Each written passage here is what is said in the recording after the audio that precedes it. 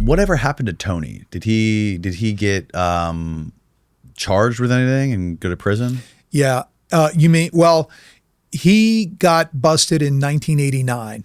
Oh, wow. In 1989, he got busted. And he, because somebody wore a wire on him. One of the guys. So the interesting thing about Tony is that Tony never really fooled anybody with his paintings. Never fooled anybody. The dealers in Beverly Hills galleries and everywhere else would come to him and say, "Hey, Tony, I need a Picasso. I need some Dali. I need some Miro." And they knew they could get them from him. So they'd come to him, and then they were the ones selling the paintings, right? So one of those guys got busted and wore a wire. Ratted on him. Yeah, ratted on him. And Tony, who's this Italian-American guy from kind of a mob town in upstate New York, said, it is ingrained in the DNA of every Italian kid from Fulton, New York, that you never rat. The only time you rat is never. That's what he said. So this guy wore a wire. He ended up pleading and actually got off pretty easily. He did a year. That's kind of an amazing picture. Yeah. So Tony only did a year? He only did a year because he had been through like 5 years of trial. Oh, so wow. I think the judge kind of had mercy on him. And, it was debatable who was really at fault on a lot of these things. So I think they went a little easy on him. It's kind of cool.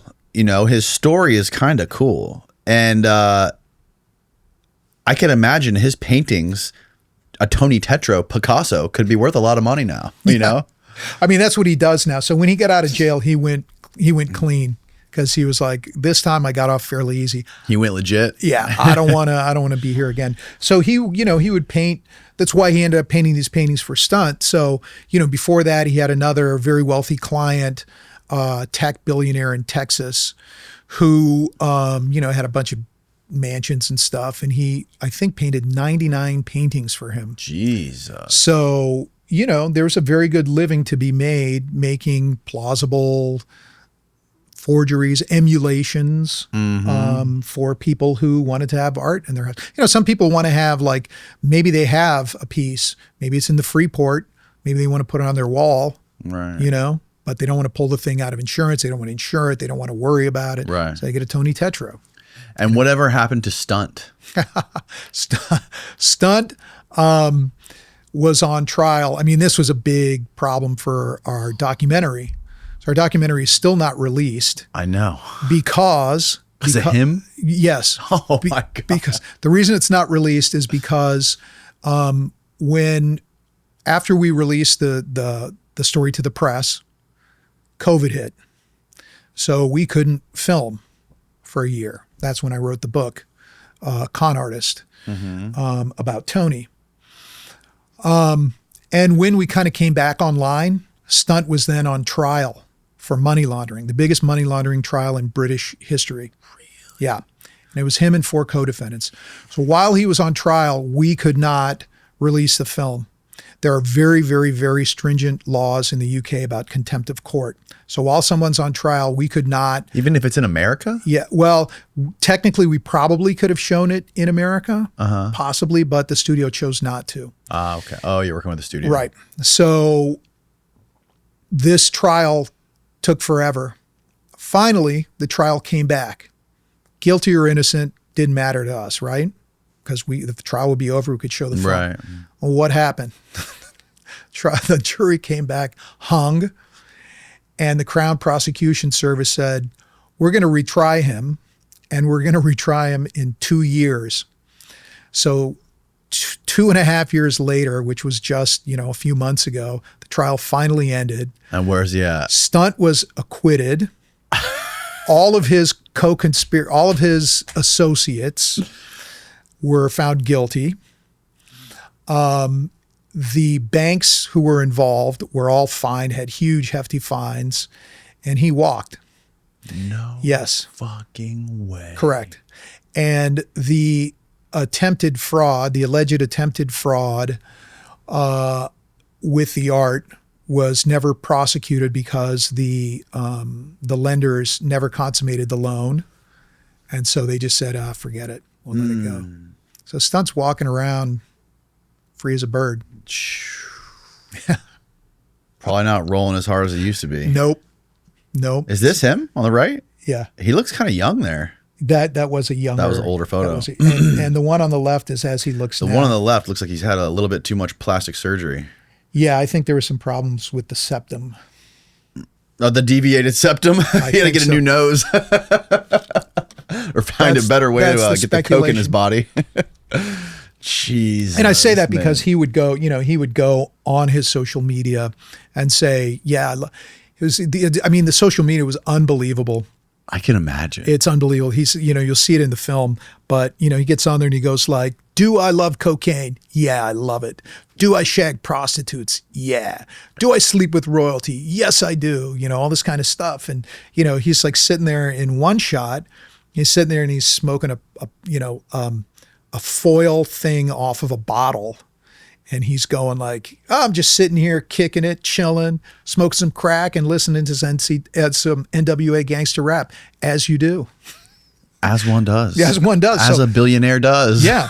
So, that's kind of his persona. And as a guy who didn't earn any of the money that he has. No. He got it all out of the divorce from his super rich wife. Well, yeah, yes and no. His father, it's interesting because his father was a self-made man from Brixton, which was, a middle class, working class part of London, made it big, made his fortune, sent James to a fancy school, which it's funny. He's actually a pretty funny guy. He said the students there were like cream, rich and thick meaning dumb. But, so he that's the milieu that he ended up in. And then when he married, so he was wealthy. But when he married Petra, it was like a completely different stratosphere. So they had like a, $15 million wedding at this castle in Italy. Yeah. And, the Black Eyed Peas helicoptered in to play and right. stuff like that. And then they bought this house. They had all this stuff in London. He used to drive around London in a cavalcade of cars. So, he'd go to Sotheby's or whatever. He'd be in this carbon fiber Lamborghini.